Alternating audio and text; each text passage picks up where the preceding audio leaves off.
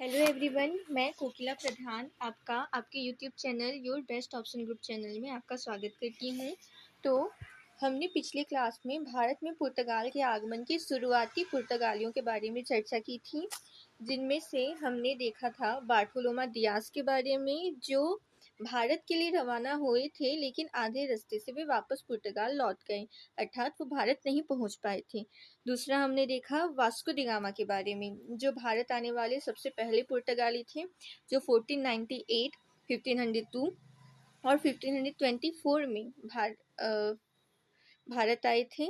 और Pedro Alvares Cabral के बारे में, जो केवल एक बार आए थे 1500 में और 1501 में वापस चले गए। तो आज हम देखेंगे फ्रांसिस्को दी अल्मीदा के बारे में, अल्फांसो दी अल्बुकर्क के बारे में, निन्हो दी कुन्हा, गार्सिया दी नोरनहो और मार्टिम अल्फांसो दी सूजा के बारे में। तो शुरुआत करते हैं। स्टार्टिंग में मैं आपको पृष्ठभूमि बता देती हूँ। 1503 में भारत में पुर्तगाली साम्राज्य की नींव हुई। कैसे?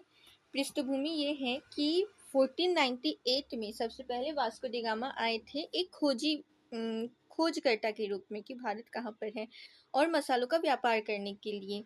लेकिन फिर वापस आए वे 1502 में। क्यों आए थे? क्योंकि कैब्राल के समय में अरब व्यापारियों ने पुर्तगालियों के ऊपर हमला कर दिया था। इसके आक्रोश में वास्को डी गामा सैन्य शक्ति के साथ 1502 में वापस आए थे, पुर्तगालियों पर हुए हमला का बदला लेने के लिए। इसके लिए उन्होंने क्या किया?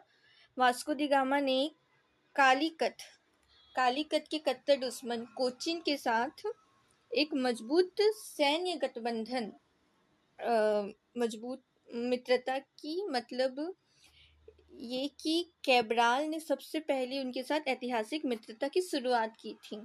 किनके साथ? कालीकट के कट्टर दुश्मन कोचीन के साथ। लेकिन आगे फिर वापस वास्को डी गामा वापस आए थे। उन्होंने भी कोचीन के साथ अपनी मित्रता को और मजबूत कर सैन्य गठबंधन भी किया था उनके साथ। तो इसके कारण अब वो 1502 में आए और थोड़ा हमला का बदला लेकर वापस वे चले गए 1503 में। और उसी 1503 में पुर्तगाल के राजा ने सैन्य कमांडर, जहाजी कमांडर या फिर एक सैन्य कमांडर अल्फांसो दी अल्बुकर्क, जो आगे वापस आएंगे लेकिन गवर्नर के रूप में, लेकिन 1503 में वो आए थे एक सैन्य कमांडर के रूप में आए थे, भारत आए थे, व्यापार करने ही आए थे। तो उन्होंने देखा कि वास्को डी गामा ने भी कोचीन के साथ अच्छी मित्रता स्थापित की है। तो इसी मित्रता का लाभ उठाकर वे वहाँ पर कोचीन में प्रथम स्थायी व्यापारिक केंद्र या फिर फैक्ट्री की स्थापना करने वाले अल्बुकर्क थे। तो इसके कारण क्या हुआ? अब आगे 1505 में पुर्तगाल के शासकों को लगा कि यहाँ भारत में पुर्तगाली व्यापार के लिए और सैन्य नियंत्रण, अपने राजनीतिक नियंत्रण और सैन्य नियंत्रण के लिए भारत में सरकारी शासन की आवश्यकता है। इसलिए उन्होंने, जब यह स्थायी केंद्र कोचीन बन गया, तब इसकी सुरक्षा और भारत में राजनीतिक नियंत्रण बढ़ाने के लिए पुर्तगाल के राजा ने व्यापारियों की जगह, पहले अभी आने वाले जितने भी थे 2 बस थे, वो व्यापारी थे। अब जो आने वाले हैं वो सरकारी प्रतिनिधि होंगे, मतलब गवर्नर होंगे या वायसराय होंगे। तो इसलिए सरकार ने ये फैसला लिया कि अब हमारी ओर से सरकारी प्रतिनिधि जाएंगे, गवर्नर जाएंगे या वायसराय जाएंगे। तो ये था पृष्ठभूमि। अब सबसे पहली बात, गवर्नर और वायसराय, सरकारी प्रतिनिधि और गवर्नर, आगे की पुर्तगालियों का भारत में आगमन। गवर्नर और वायसराय की नियुक्ति 1505 से होने लगी थी। पुर्तगाल के राजा ने भारत में अपने साम्राज्य को संभालने के लिए सीधे अपने खास अधिकारियों को भेजना शुरू कर दिया। उनमें से एक गवर्नर जो होता है वो राजा द्वारा नियुक्त एक मुख्य प्रशासनिक और सैन्य अधिकारी होता है, जिसके पास भारत के सभी पुर्तगाली क्षेत्रों के निर्णय लेने का अधिकार होता था। दूसरा वायसरॉय, यह राजा का शाही प्रतिनिधि होता है, उसी का प्रतीक होता था, जो कि उसके पास अत्यधिक राजनीतिक और कूटनीतिक शक्तियां होती थीं। गवर्नर के पास केवल यही शक्ति होती थी कि वो भारत में जितने भी पुर्तगाली क्षेत्र हैं उन पर वो अधिकार स्थापित कर सकता है, मतलब वहाँ का प्रशासन चलाएगा। लेकिन वायसरॉय यहाँ से पुर्तगाल से राजा के प्रतीक के रूप में जाकर वहाँ पर राजनीतिक और कूटनीतिक शक्तियाँ, अपना अत्यधिक जितना शक्तियाँ होती हैं उनका इस्तेमाल भी करेगा, और ये थोड़ा गवर्नर से ऊंचा होता था। तो वही बात है। अब आगे बढ़ते हैं, 1505 से अब हम पढ़ेंगे। तो सबसे पहले आते हैं हमारे फ्रांसिस्को दी अल्मीदा, भारत का प्रथम पुर्तगाली गवर्नर और वायसरॉय, ये दोनों थे, गवर्नर भी थे वायसरॉय भी थी। भारत आने वाले पहले पुर्तगाली गवर्नर और वायसरॉय थे, और इन्हें ब्लू वाटर पॉलिसी का जनक भी कहा जाता है। कब से कब तक था इनका कार्यकाल? 1505 से 1509 तक। पुर्तगाल के राजा द्वारा भारत भेजा गया सबसे पहला आधिकारिक गवर्नर और वायसरॉय, और अल्मीदा पहले व्यक्ति थे जिन्होंने भारत में पुर्तगाली प्रशासन की शुरुआत की। इसके पहले जितने आए थे वो केवल व्यापार कर रहे थे, लेकिन अब से भारत में प्रशासन शुरू हो चुका था। वे सीधे पुर्तगाल के राजा के प्रतिनिधि थे, अर्थात वायसरॉय गवर्नर दोनों थे। इन्होंने कार्टेज व्यवस्था की नींव रखी थी, और 1505 में सबसे पहले कोचीन में व्यापारिक केंद्र बना था। लेकिन 1505 में इन्होंने दूसरा कन्नूर किला, इन्होंने भारत में कन्नूर में पुर्तगालियों का दूसरा मजबूत किला भी बनवाया था। तो इनकी शांत जल की नीति, मतलब ब्लू वाटर पॉलिसी, आखिर क्या थी? अल्मीदा का सबसे बड़ा महत्व उनकी सोच में था। उन्होंने क्या भाप लिया था कि भारत में जमीन पर किले बनाना, यहाँ पैसा और सैनिक बर्बादी ही है, इसका कोई फायदा नहीं होता। इसलिए उन्होंने शांत जल की नीति अपनाई, मतलब जमीन छोड़ो समुद्र को पकड़ो। शांत जल की नीति वास्तव में क्या थी? समुद्र पर कब्जा करने और व्यापार पर जबरन टैक्स वसूलने का एक क्रूर और चतुर पुर्तगाली नियम था। भले ये शांत है, मतलब इस नीति का नाम शांत जल नीति है, लेकिन था क्रूर पुर्तगाली नियम, जबरन टैक्स वसूलते थे। उन्होंने क्या नारा दिया था? जो समुद्र पर राज करेगा वही भारत के व्यापार पर राज करेगा। इस नीति के तहत समुद्र में एकाधिकार स्थापित करने के लिए उन्होंने कार्टेज व्यवस्था की शुरुआत की, और इसी नीति के कारण पुर्तगाली नौसेना इतनी शक्तिशाली होगी कि अगले 100 सालों तक कोई भी अन्य यूरोपीय देश या फिर भारतीय राजा उन्हें समुद्र में चुनौती नहीं दे पाया। तो कार्टेज व्यवस्था क्या थी? शांत जल नीति का सबसे बड़ा हथियार कार्टेज था, जो एक तरह का समुद्री परमिट था, एक तरह का पास था, लाइसेंस था। नियम यह था कि हिंद महासागर से कोई भी अगर गैर पुर्तगाली जहाज, चाहे वह अरब व्यापारियों का हो या फिर खुद भारत के शक्तिशाली राजाओं या मुगलों का, पुर्तगालियों को टैक्स देकर यह पास खरीदे बिना समुद्र में कोई नहीं उतर सकता था। अगर कोई जहाज बिना पास के पकड़ा जाता तो पुर्तगाली उसे लूट लेते, डुबो देते या फिर नाविकों को मार भी देते थे। ये था कार्टेज व्यवस्था। अगर सरल शब्दों में हम ये कहें तो शांत जल की नीति, मतलब ब्लू वाटर पॉलिसी, पुर्तगालियों का एक मुख्य सिद्धांत या नियम था, और कार्टेज व्यवस्था उस नियम को समुद्र पर व्यवहारिक रूप से लागू करने का उनका सबसे बड़ा तरीका था या फिर हथियार था। तो ये उनकी मुख्य नीति थी। और एक चीज हुआ उनके साथ, 2 युद्ध लड़े गए। एक चौल का युद्ध, जिनमें उनके बेटे को गुजरात के मिस्र और गुजरात के सुल्तान की संयुक्त नौसेना ने मार दिया था, और यहाँ पर पुर्तगालियों की हार हुई थी। और 1509 सबसे पहले 1508 में चौल का युद्ध हुआ, और 1509 में दीव का युद्ध। अपने बेटे की मौत का बदला लेने के लिए उन्होंने दोबारा हमला किया, और इस बार मिस्र, तुर्की और गुजरात के सुल्तानों को पूरी तरह नष्ट कर दिया। इसका परिणाम ये हुआ कि हिंद महासागर पर पुर्तगाली नौसेना की एक तरफा सर्वोच्चता स्थापित हो गई और समुद्र पर उनका राज शुरू हो गया। तो अभी हमने पढ़ा अल्मीडा के बारे में। अब हम देखेंगे अल्फांसो दी अल्बुकर्क। इसे क्या कहा जाता है? पुर्तगाली शक्ति का वास्तविक संस्थापक। भारत में पुर्तगाली शक्ति का वास्तविक संस्थापक इसे कहा जाता है। इसका कार्यकाल कब से कब तक था? 1509 से 1515। ठीक है।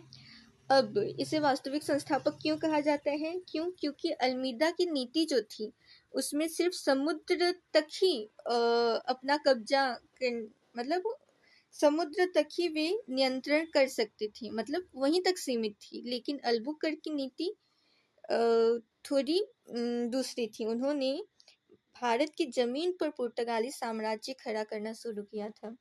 सबसे पहले 1510 में। इनका कार्यकाल है 1509 से 1515 और इसी बीच 1510 में उन्होंने गोवा की ऐतिहासिक जीत। इन्होंने बीजापुर के सुल्तान, उस समय बीजापुर का सुल्तान था यूसुफ आदिल शाह, इसको हराकर गोवा पर कब्जा कर लिया और ये सबसे बड़ी जीत थी जो आगे चलकर इनकी मुख्य केंद्र भी बन गई। और दो चीजें हैं, प्रमुख जल मार्गों पर नियंत्रण। कौन कौन से प्रमुख जल मार्ग थे? एक 1511 में पूर्व का प्रवेश द्वार मलक्का जिसे कहा जाता था उसको जीता। 1515 में पश्चिम का प्रवेश द्वार हॉर्मुज को जीता।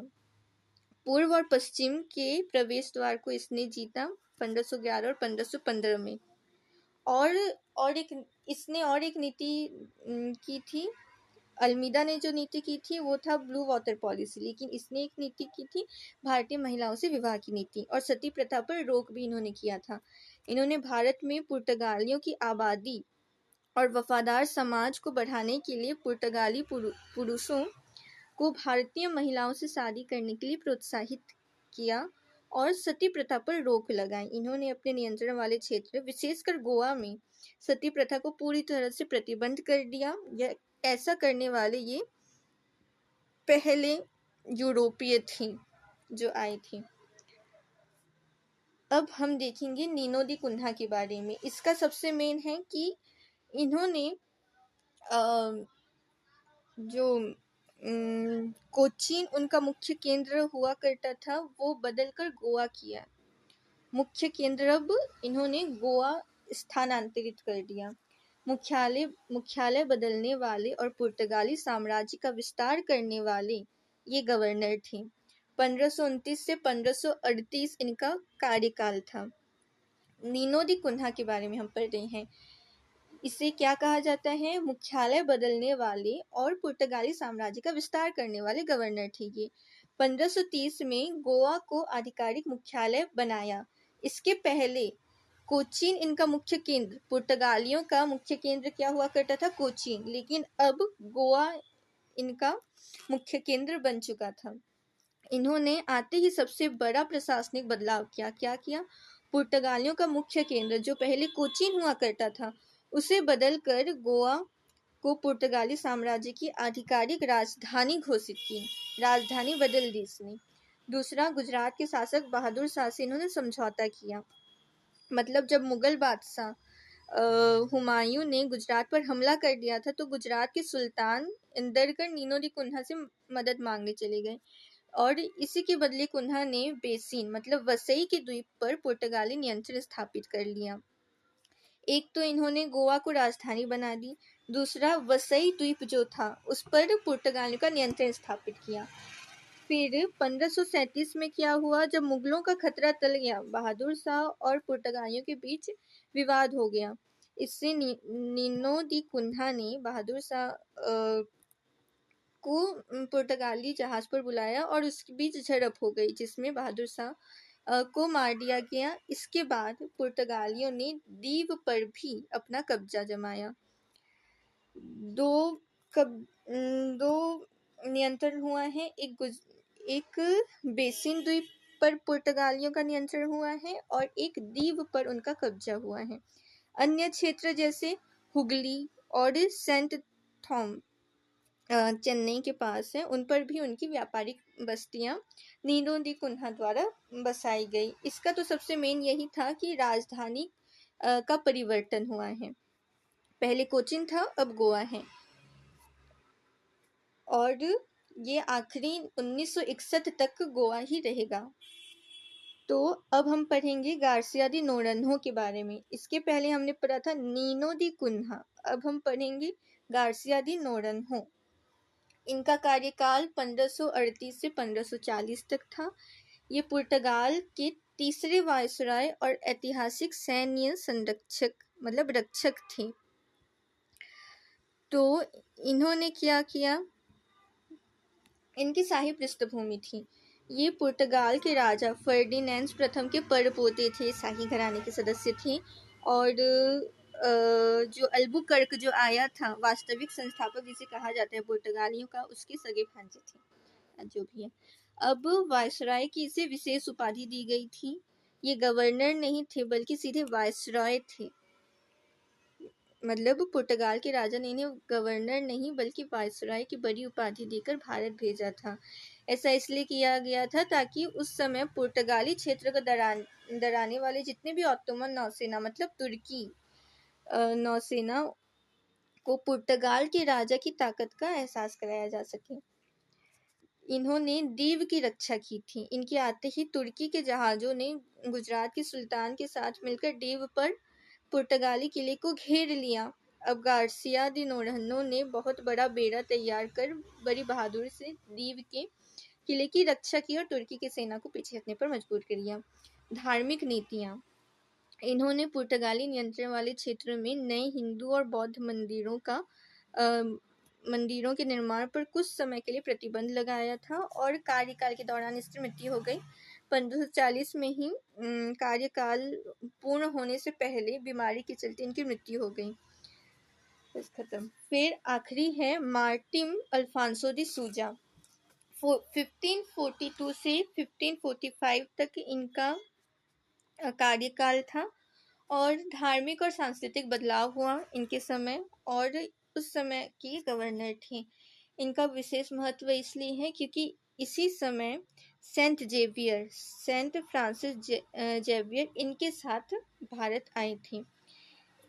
तो शुरू करते हैं। इतिहास में विशेष महत्व, इनके कार्यकाल में भारत में पुर्तगाली साम्राज्य के विस्तार से ज़्यादा धार्मिक और सांस्कृतिक इतिहास के लिए इन्हें याद किया जाता है।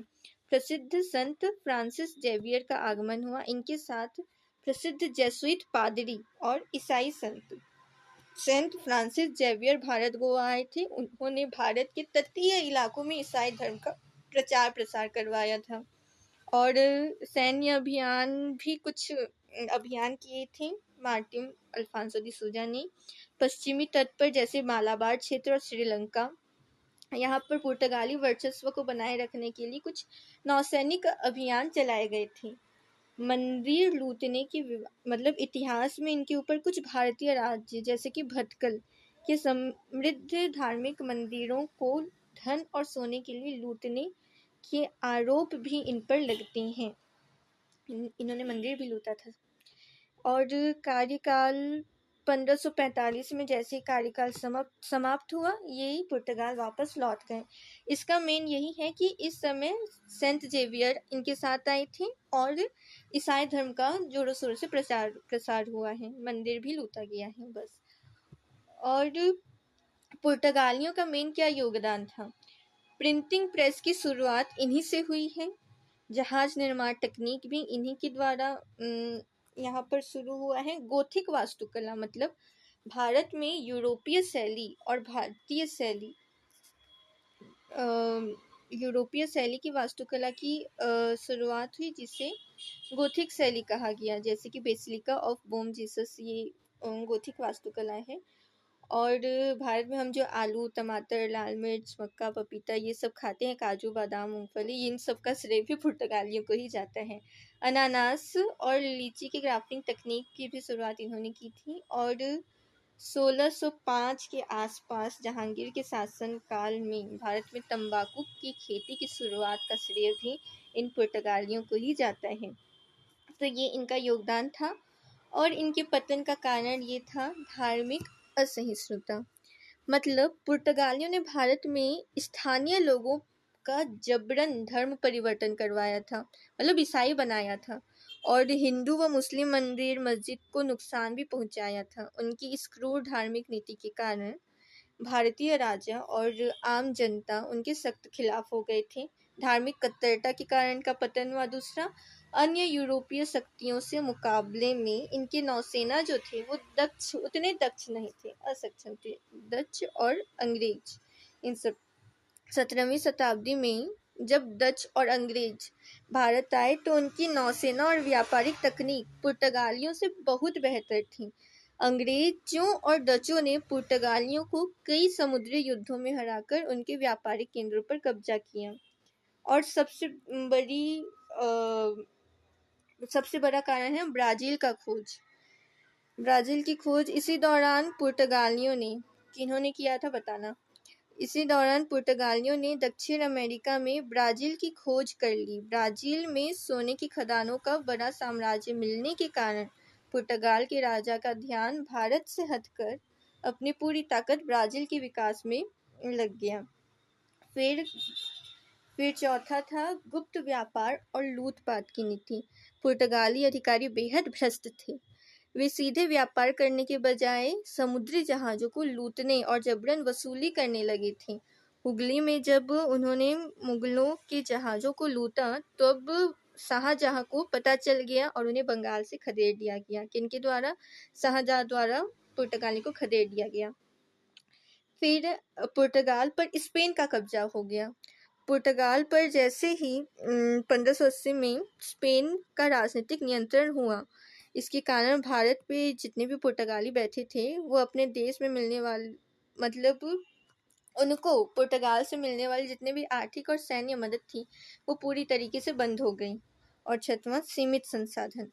पुर्तगाल एक बहुत ही छोटा देश था जिसके पास भारत जैसे विशाल देश का नियंत्रण बनाए रखने के लिए पर्याप्त आबादी और बड़ी थल सेना नहीं थी। और ये खास तौर पर तटीय क्षेत्र जैसे गोवा, वहाँ पर गोवा, दमन दीव यहाँ तक ही सीमित हो गए। भले इनका विस्तार नहीं हुआ लेकिन ये अभी तक चल रहे थे और 1961 तक रहेंगे। आज का सारांश हमने क्या क्या देखा कि टोटल 1498 में वास्को डी गामा ने भारत के लिए एक समुद्री मार्ग की खोज की। कालीकट में आगमन किया। 1500 में पेड्रो अल्वारेस कैब्राल ने कालीकट के विवाद के बाद कोचीन के राजा से ऐतिहासिक मित्रता की। 1503 में अल्फांसो दी अल्बुकर्क ने कोचीन में पुर्तगालियों की पहली स्थायी फैक्ट्री और किला बनवाया। 1505 में अल्मीदा प्रथम गवर्नर फ्रांसिस्को दी अल्मीदा ने समुद्र पर राज करने के लिए ब्लू वाटर पॉलिसी और कार्टेज मतलब पास व्यवस्था की शुरुआत की। फिर आते हैं अल्बुकर्क। 1509 में ये पुर्तगाली सत्ता के वास्तविक संस्थापक बने जिन्होंने 1510 में गोवा जीता और भारतीय विवाह नीति की शुरुआत की।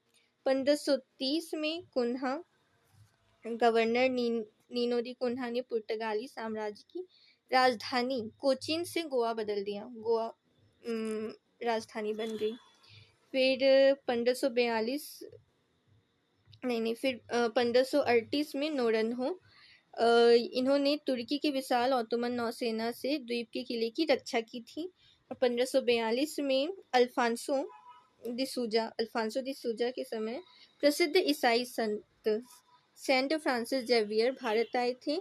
और पुर्तगालियों का भारत में योगदान जैसे वही हमने जो पढ़ा, प्रिंटिंग प्रेस ये लाया गया, तंबाकू लाया गया, आलू वगैरह जो भी हम खाते हैं वो सब लाया गया। और पतन के मुख्य कारण उनकी धार्मिक कट्टरता, अंग्रेज डचों की सैन्य हार, ब्राज़ील की खोज, समुद्री लूटपाट की नीतियाँ, ये सब थी। तो आज हमने ये सब देखा और इससे हमारा भारत में जो सबसे पहले यूरोपीय शक्ति आई थी, सबसे पहला यूरोपीय शक्ति जो आया था वो खत्म होता है। अब हम पढ़ेंगे डचों का भारत में आगमन। इसके पहले हमने जो देखा वो था पुर्तगालियों के बारे में, पुर्तगाल से कितने पुर्तगाली भारत आए, उनका कैसे शासन चला, ये सब। लेकिन अब हम देखेंगे डचों का भारत में आगमन, ये होगा आगे का टॉपिक। तो आज के लिए बस इतना ही। अगर अगर वीडियो पसंद आई हो तो लाइक शेयर और सब्सक्राइब ज़रूर करना। धन्यवाद।